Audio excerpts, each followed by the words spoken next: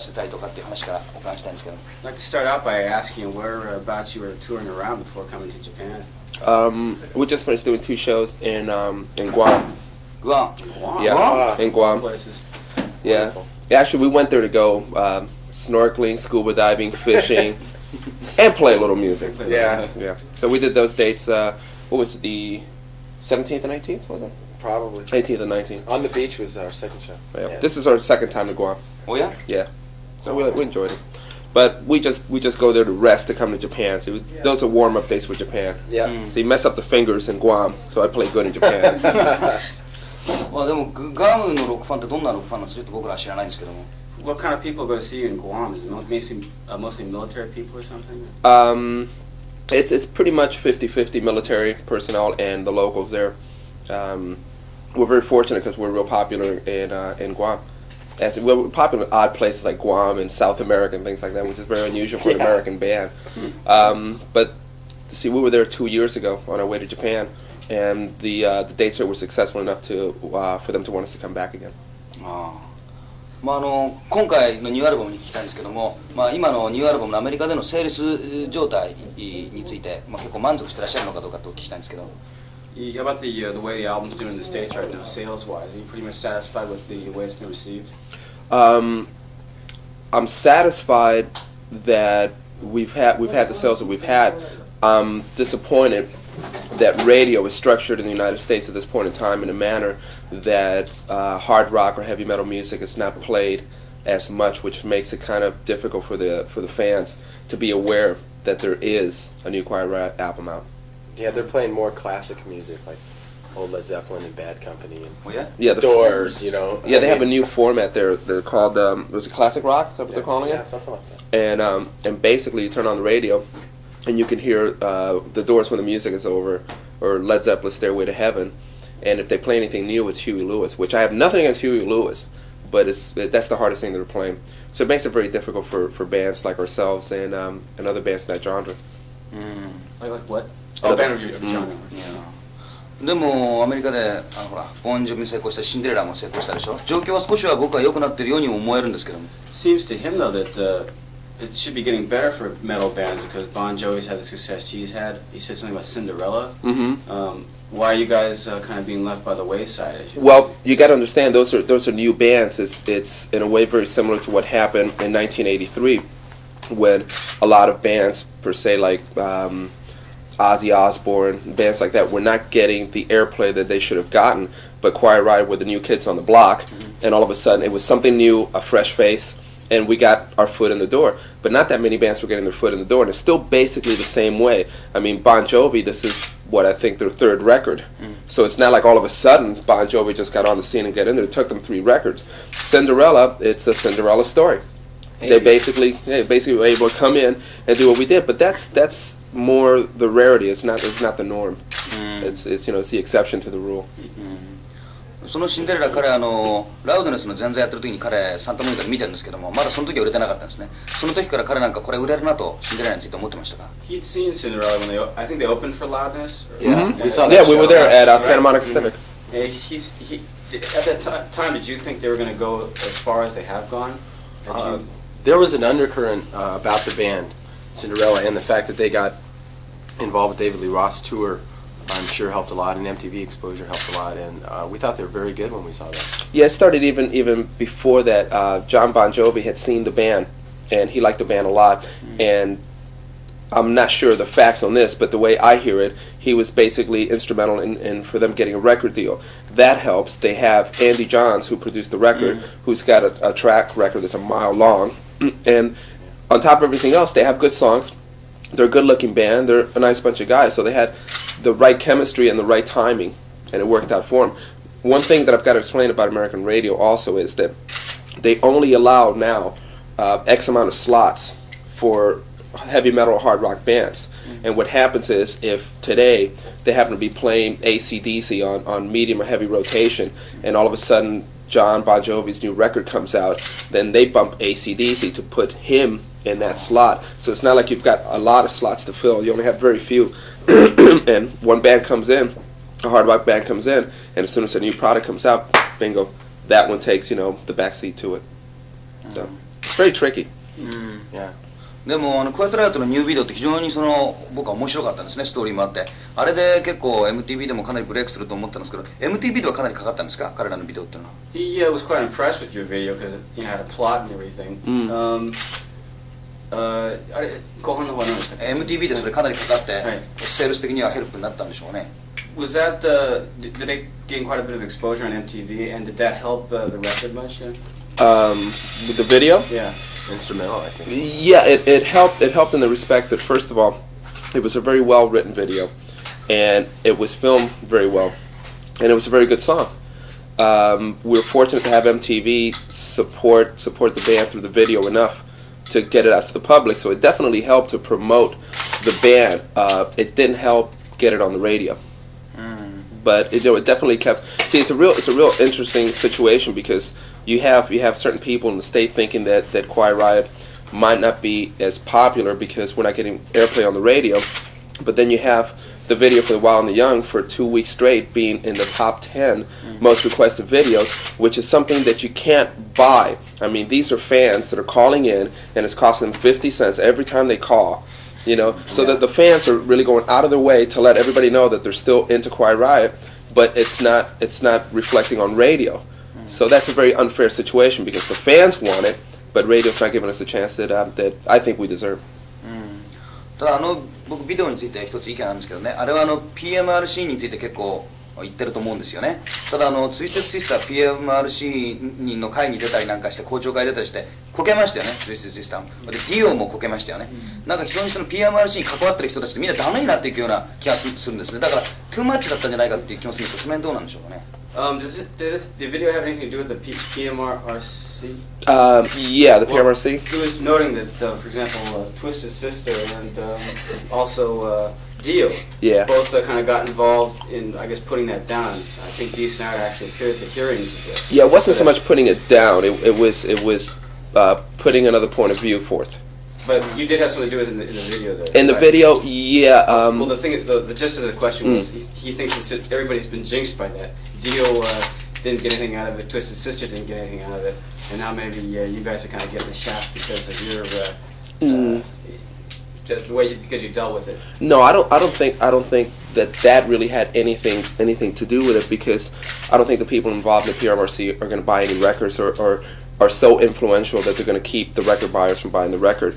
The only reason we got involved in the situation is to give another point of view or sort of a scenario of what could possibly happen in the most extreme sense of censorship, which would be fans and music lovers being rounded up and not being able to dress in a certain manner or listen to a certain manner of music or play an instrument. And it's a very far-fetched scenario, but it's like the most extreme thing that could possibly happen. But we try to do it in a sort of tongue-in-cheek, comical sort of way, so it's not real heavy or anything like that. It's just give you another point of view. They have their opinion, we have ours. Who's to say who's right or wrong? But you weren't jinxed, you don't think, by it? Oh, no, not whatsoever. I mean, I'm superstitious to the point that I knock on wood, but not to the point that I'm going to worry about the PMRC. Yeah. じゃあ個人的に日本ではね、いまだにPMRC についていろいろ論議されることがあるんですけど、 Prison break! 彼らは PMRC についてはどんな個人的に意見をお持ちなんですか？ How about your own personal opinion of what's going on with the PMRC? I think that, well, number one, I think that any time that you try to sort of tell, if you will, kids, fans, children, what not to do, they usually immediately go and try to do that twice as much. There's been a lot of talk about heavy metal bands being a bad influence on children that drives them to do these evil things. Well, and this is only my opinion, but my opinion is if the parents try to teach their children, not tell them what to do or what not to do, but try to teach them what they feel is the proper way to do things and react to things, I think that's what's going to develop them into the person that they are, not what they're going to see on a picture on an album cover or on a picture in a magazine or what they're going to hear in music. And I think for the parents to blame the music and the style of a band for their children's shortcomings or for what they feel are their children's shortcomings is really ludicrous. I think American TV is an influence that is more harmful than than rock and roll by far. I mean, there's more violence and murders and just bad influx on them, you know, compared to the music thing. I think they're attacking the wrong thing. If they want to attack something, have them do that. まあそのクワイエットライトのアルバムはその PMRC から非常にまあ好まれるっていうか、別にそういう歌詞もないし音楽も非常にソフトになったし、そういった意味では成功する要素でいっぱいあったと思うんですね。ところが日本のファンはね、ちょっとサウンドが急に変わりすぎたというファンがいるんですね。その辺はいかがなんでしょうか。Your record isn't the type that would be attacked by the PMRC anyway. However, getting away from that PMRC thing, the sound itself seemed to change quite radically. At least a lot of the fans here have said that. On the record? Yeah, this record. Before I answer this, do they thought it was good or bad? Well, he's the critic asking. Before I answer this, no, I'll go ahead and answer. Yeah, it changed. It changed in the respect that technology has changed so much, especially in the studios, from the time that we recorded Condition Critical and the time we recorded QR3. 2 years went by, and technology changed enough where we chose to use that technology rather than turn our backs on it. So the sound changed in that respect. The other reason sound changed is because all 4 members of the band were allowed to write material on this record. In the past, on the Mental Health album, Kevin DeBro wrote the bulk of the material, with Carlos filling up the rest of it. And on the second record, it was pretty much 50-50 between Carlos and Kevin. And on this one, Chuck and I, when Chuck rejoined the group, he brought in quite a bit of material that he had on his own. Some of it good, some of it not good. We used the good stuff, and he still has the other stuff. He likes the other stuff, so it's okay. But it wasn't right for quite right. Yeah. Anyway, so we were allowed to write along with Kevin and Carlos, and every song on the album had the influences of all of us. And whereas like Carlos listened to a lot of classical music, Kevin listened to a lot of hard rock, and Chuck and I listened to all of that and everything else in between those two things. It gave us a little more variety of sound. It's, I think, a much more honest album because there's all 4 people being involved in it. So there's a change there in the writing. And the other change is the fact that we chose to use keyboards on this record, more so than we did on the first 2. And we used it not to change the sound or soften it by any means, but we used it to give us a little more dimension and to be able to let us spread out musically a little more than we did in the past, because in the past we could only go as far as bass, guitar, drums, and vocals would take us. I mean, we're happy with it, and we hope that the fans accept it for what it is. まあハードロックバンドをね、そのテクノロジーと共存することは非常に難しいんじゃないかと思うんですよ。ジューダス・プリストが今度シンセサイズギターとか使ってセールス的にはアメリカ失敗したりとか、ハードロックとテクノロジーってのは非常に難しい関係にあると思うんですけどもね。He is of the opinion, though, that hard rock is going to have a hard time finding a common ground with technology, and he cites an example of how that went awry. For example, Judas Priest was using like a guitar synthesizer on their new record, and they kind of didn't do very well with that sales-wise. So it's I thought that album did pretty good. Well, it didn't do that well. It didn't do that well. See, I think, and I'm not going to criticize Judas Priest because we know those guys are real nice guys. I think that it was a mistake for them to use drum machines, which they did on that record. Drum machines. Yeah, I thought that was a mistake because the one thing, not because I'm a drummer, but the one big foundation of hard rock and heavy metal bands is having some animal behind the drums beating up drums. So I think it was a mistake from that point of view for them. I think what's happening now is that it's coming full circle. I think we had a period where not that much electronics really being used. Then we went into a phase where almost everything was all electronics, and I think we're now just getting past the phase of a combination of the two. And I think probably what's going to happen, or at least I'm hoping it's going to happen with Quiet Riot, is we're going to go back to more of a basic sound that we had originally, but still have the technology at our hands to be able to enhance, what we were doing originally. But only time will tell. 彼らにやりたいことはすごくよく分かったんですけども、ただ僕はね、一つやっぱりプロデューサーがね、もうそろそろ変える時期に来てんじゃないかと思うんですよ。非常に同じプロデューサーと気心も知れてるけど、やっぱりいつもなんか刺激がないっていうか、だんだんそうなっていくと思うんですね。だからプロデューサー変える時期に来てんじゃないかと僕は思うんだけど。It's his opinion that maybe it could be time to change producers because maybe you're starting to stale a little bit with the same guy. You need a little more stimuli from a new outside source. That couldn't be the case. Well, that's very possible. I was involved with all 3 albums, so I had to work with Spencer. It's always good to have a new influence on your music. Although with this record, we did go through a major change in the sound, even with him. So. Yeah, I think it's unfair. Well, not unfair, but I don't think it's the right time to really say whether it's time for us to make a change with a producer, because you have to look at 2 sides of the situation. We changed considerably from record 2 to record 3, and before I could even consider whether we should or should not use the same producer, that's dependent on how much the producer has changed in advance by the time we get back into the studio. So I think it's going to be a matter that when we get together and go into a pre-production situation, we'll find out if both the band and our producer on the last 3 albums, Spencer Proffer, still have a really good working situation as far as the musical thing is concerned. So I think, it would be unfair to say at this point in time, no, we shouldn't use the same individual until we find out how much that individual has advanced since the last time we worked with him. なるほど。ワスプもスペンサーとずっと仕事してたのね。そしたらブラッキーが言ってたのは、彼は音を作るのうまいけど全然ロックンロールのワイルドな音作れないと。だから今度のワスプの2アルバム自分でプロデュースしたらしいんだけど、ブラッキーの言ってることについてはどう思いますか？ He was talking to Blackie of Wasp, who has also worked extensively with Spencer. And he said that they decided to do the production themselves after a while because although Spencer's very good at putting together sounds in the studio, he just can't come up with wild enough noise to satisfy their instincts. So that's why he ended up doing it himself. Well, but if you know, I've known Blackie for almost 10 years, and first of all, Blackie hasn't worked with Spencer as extensively as we have, because he only really worked with him on their second album, I think it was. But if you know Blackie, you have to understand that I think if King Kong was a producer, he wouldn't be heavy enough for Blackie. Okay, so use that as a foundation. And Blackie's personality is such that Blackie wants to do everything on his own and take complete control of his career. Not in a bad way, but that's just the way he is. And on this record, the proof of that is on this record. He has not only produced the record, probably did some engineering, but he also played guitar, bass, and sang.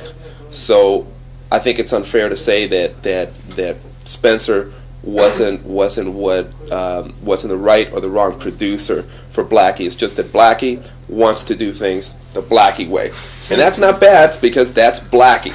Okay. But if King Kong goes into production, I want his number, okay? ブラッキーといえばワスプも最近日本じゃやっぱ人気がなくなってきてるんですよね。昔やっぱり3年4年くらい前にデビューしたエレメタルのバンドって一部のバンドってみんなダメになってるんですよね。なぜだと思いますか？ Blackie and Wasp included, all the bands that gained substantial popularity in Japan, say from about 3 or 4 years ago, have all gone downhill popularity-wise for some reason. It's just waned off. What do you think is behind this? I mean, if you were to guess what the cause might be. Hey, if I knew we'd be the most popular hard rock band in Japan, I don't know. But not a clue. I don't have any. I don't have any idea. I mean, why does summer come a few weeks earlier, than it did the year before? I have no idea. I have, there's no way of predicting it. In Quiet Riot, we try not to sit around and think about, well, why did this happen this way, or why did this didn't happen that way, because then it becomes too predictable, and then we try to do things according to what we think people are going to want, and that really has nothing to do with music. I mean, we got into it to play music, not to think about how that music is gonna affect somebody or how much money it's gonna make us. We just did it to make music. If a lot of people like it, of course that's what we would like to happen. If only a few people like it, at least a few people liked it. If we made a lot of money on it, great. If we didn't make a lot of money, that's not going to change anything. We're still going to go and write more songs and try to do another record and try to go out on the road again. つまり例えばクワイエット・ライオットファーストアルバム600万枚売ったわけですよね。だからロックンロールバンドとしてよりも600万枚売ったバンドとして見るから、次のバンドもきっとそれだけ売れるだろうとか、そういうふうな見方してるのがいけないんじゃないですかね。やっぱりじゃあそうなるとやっぱロックンロールバンドはやっぱりいいロックンロール作ったらいいな。ただやっぱりクワイエット・ライオットの場合はやっぱりまた600万売れるのかって、そういう期待をねやっぱり持っているから、そういう見方だったらいけないですね、逆に。I guess one mistake we who are, you know, on the observing side, maybe, is to say, well, since Quiet Riot sold 6 million albums once, they should have to, you know, equal that feat once again. That's kind of an assumption on the part of the fans, maybe, but that's kind of an unfair thing, I guess, you know. Because it's just sort of almost a freak accident. I mean, nobody sells consistently 6 million albums. Well, I mean, it's kind of, you know, I can't say that I get upset or I blame anybody for being aware that the first album sold that many units. I mean, it was so blatantly obvious you couldn't get around it. Everybody wrote about Quiet Riot. There were pictures everywhere about Quiet Riot, and all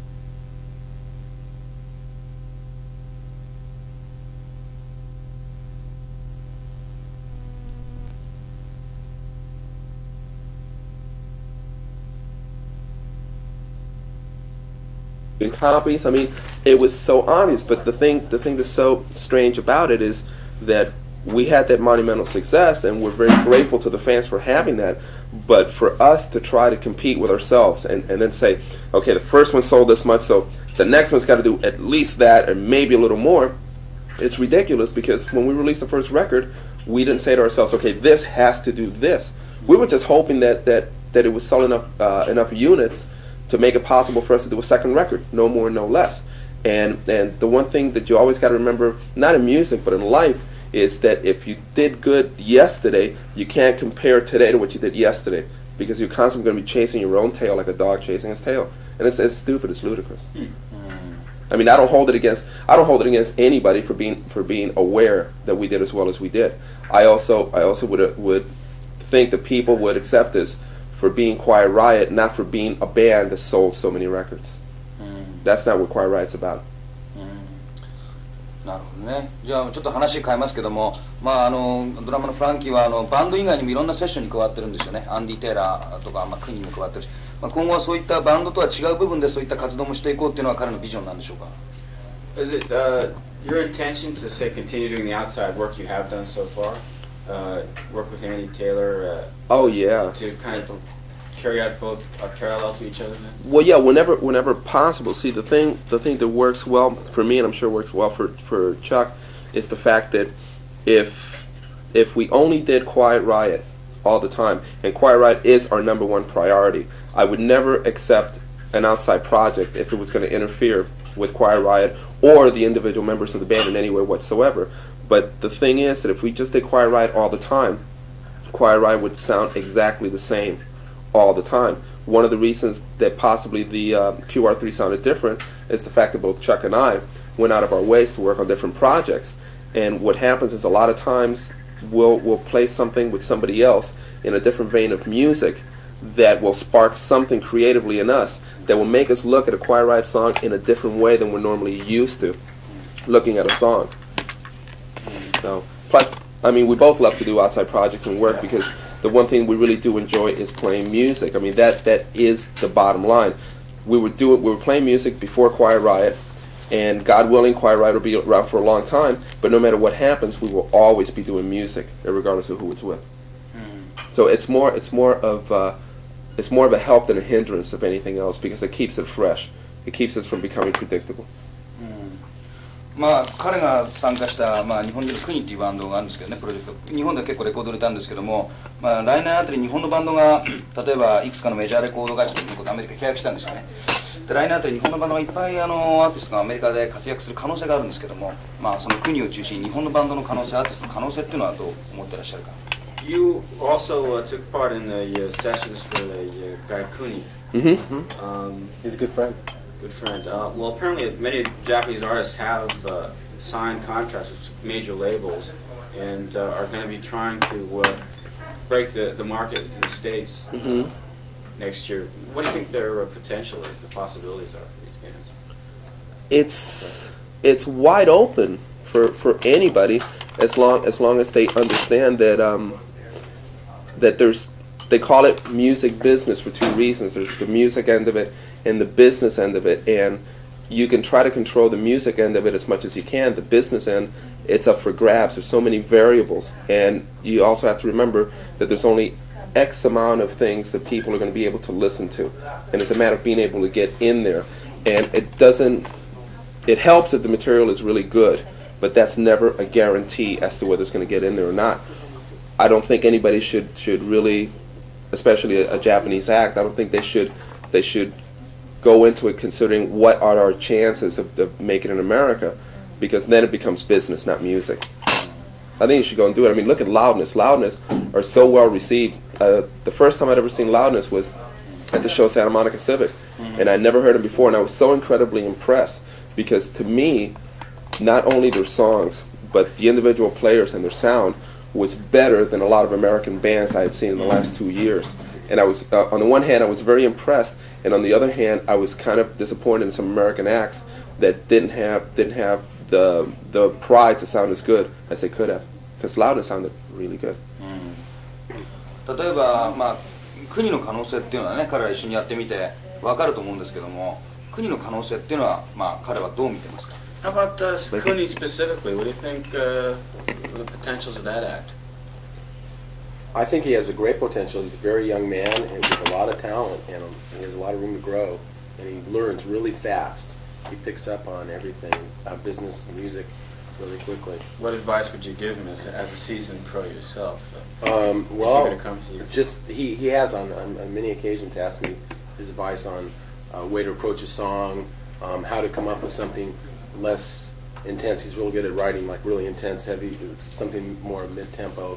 And business-wise, I usually direct those questions to Frankie because he's got the head for that more than I do. But we try to help him as much as possible. Very yeah, I've spoken with Cooney because he's asked me advice on certain matters, and I could give him because I never try to tell people what to do. I try to tell them what I would do in the same situation. The one thing that I really enjoyed about working with Cooney was the fact that he's very sincere about what he's doing.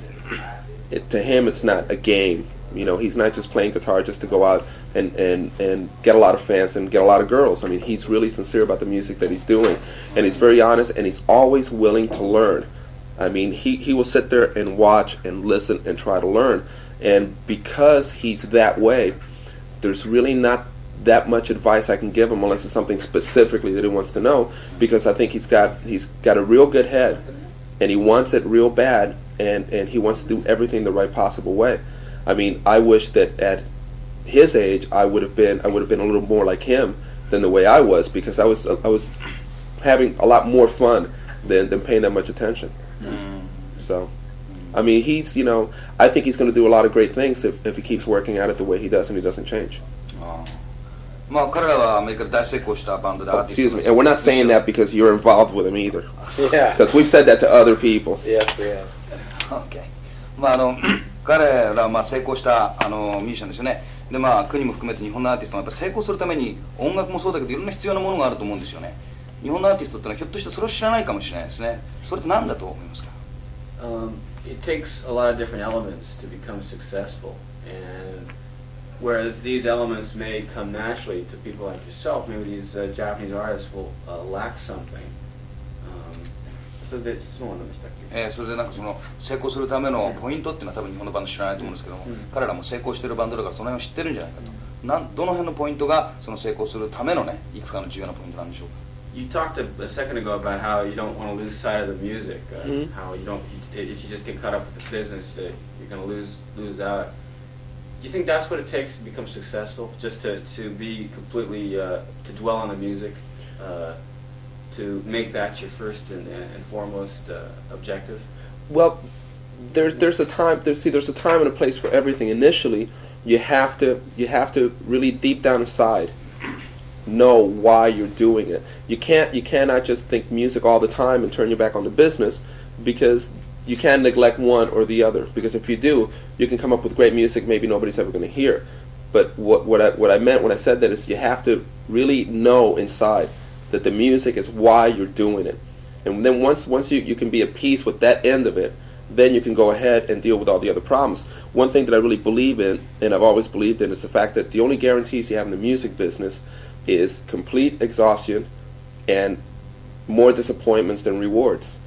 Now, once you can come to grips with the fact that you're going to really have to work really hard, that most of the time people are not going to thank you for it, and more often than not, things are going to go bad than good, Now, once you realize, because that's the reality of it, that's a good, bad, or indifferent, that's the reality.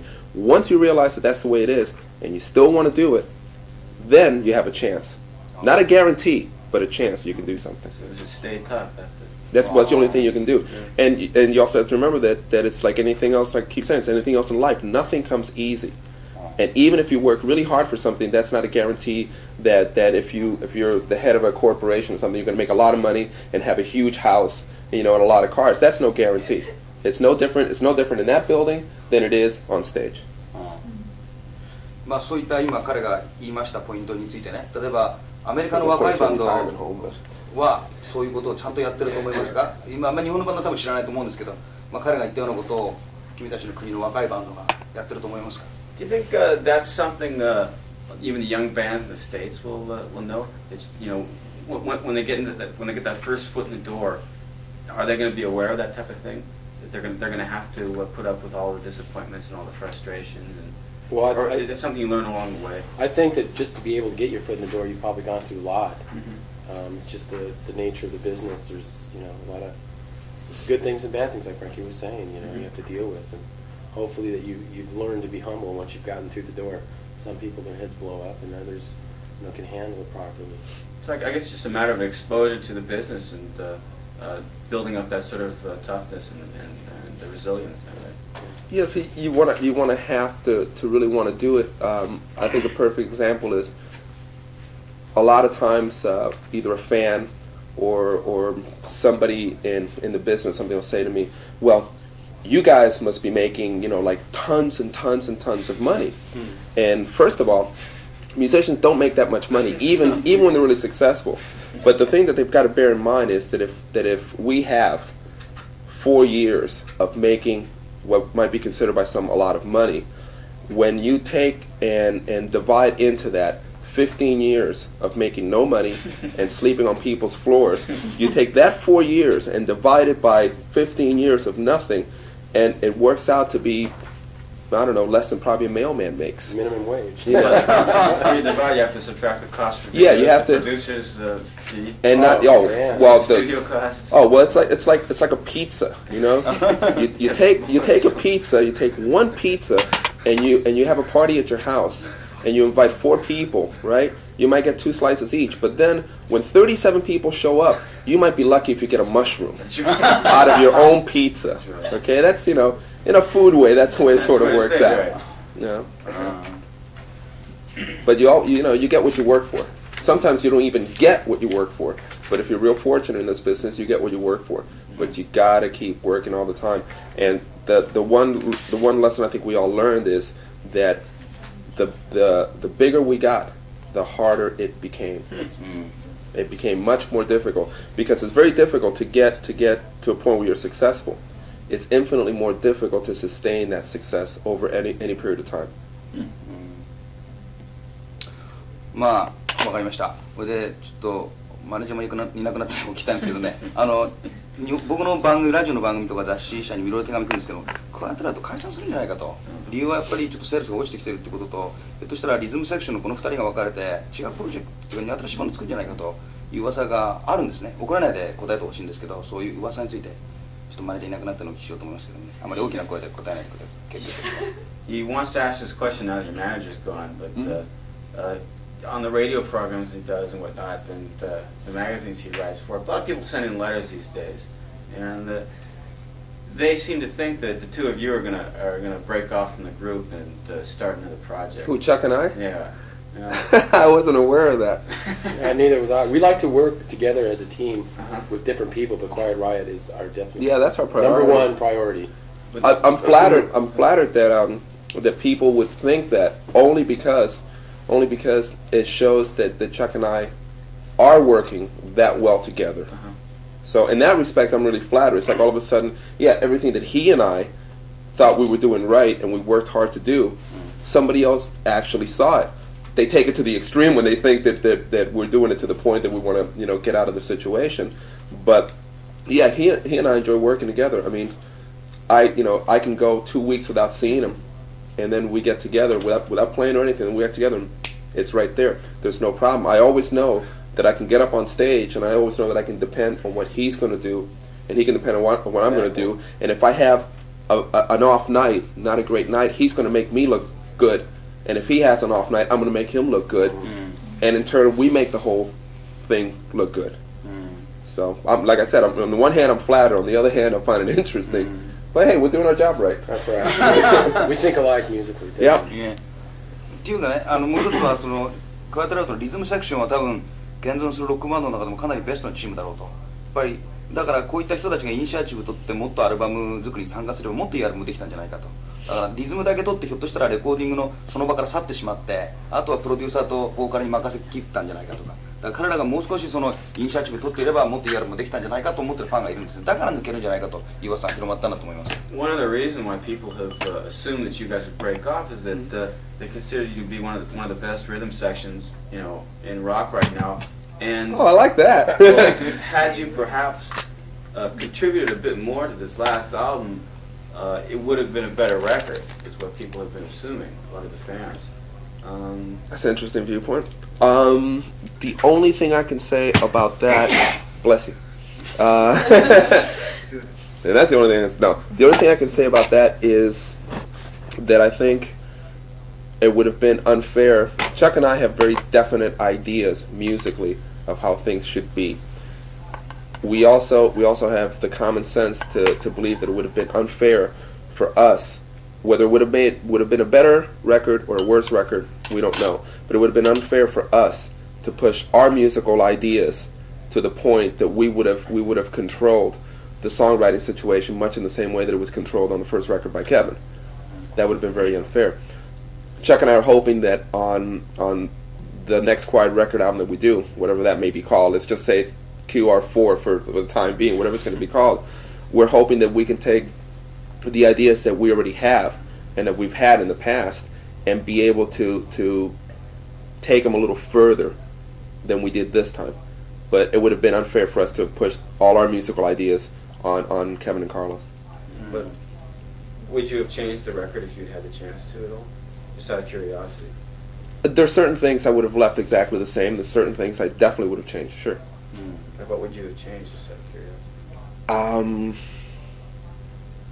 Well, since I haven't thought about it since we recorded the record, off the top of my head, Quiet Riot has been, the music has been structured in a way that everything is pretty much in 4/4 time, and I wouldn't want to change that, me personally, too drastically. But there are certain musical things that Chuck and I can do together that maybe would have been a little more exciting or might just spark. But it's just like adding a little spice to a dish, you know, just something to bring a little further and just come right back to where we were. Things like that. And I think if he and I would have had a chance, we would have done a couple of songs that would have been infinitely heavier than infinitely heavier than what we have on the record. You know, because we tend to be since we listen to so many things, we tend to have a little more meat to the ideas that we have. So they're not so, so transparent. John. Yeah, can you excuse me for a second? Yeah. じゃあちょっと止めましょうか。お聞きしようと思うんですけども、2人お一人一人にお聞きしようと思うんですけども、まあ今言いましたよね、僕らがやったらもうちょっと音も変わるだろうな、いろんなこと言いましたけど、クワイエットラウトの未来からどうなっていくんだろうと現時点で予測しているでしょうか。あるいはどうやって自分の仕方それを変えていこうとしているのか、それを最後に一人ずつにちょっとお聞きしようと思うんですが。One last question that I'd like to pose to both of you. How do you see Quiet Riot developing in the future? What's the outlook, your personal outlook on the band's future for each of you? I don't know. It's in Quiet Riot we have a very interesting combination of personalities. Anything can happen at any moment. I can't predict what any individual in this band is going to do, including myself, at any point in time. Ultimately, I would hope that after we finish the tour of Japan, and we've got a date in Alaska and Hawaii, and we go back to the United States after the Christmas break. Ultimately, I hope to have the band still be on tour to support the record, and ultimately take a break and write another record, and basically keep the cycle going. Whether that will happen in that sort of scenario, I can't tell you any more than if I step out of the hotel, I'm going to get hit by a car. I don't know if that's going to happen. You have some dice? Yeah, there's too many variables, too many things that can go right and too many things that can go wrong at any point in time. So as long as you're aware of those things, the best thing you can do is enjoy yourself at the point in time that you're doing it. What would you like to see happen with the band? Though? I mean, you just want to stay on the road as long as possible? Or Yeah, I love to perform. That's my favorite thing to do, is to get on stage and rock out and have a good time, because it's like a big party, and they're all there, to enjoy it with us. And so, if possible, when we get back from Hawaii, I'd love to go out and tour and write some music while we're out there too. We like to, during sound checks, we like to jam around, and we like to do old songs too for fun, like old Led Zeppelin or whatever. It's a lot of fun, so we have a really good time when we're on the road. Okay. Okay, thank you very much. Is that good? Thank you. Good. Sure. Sure.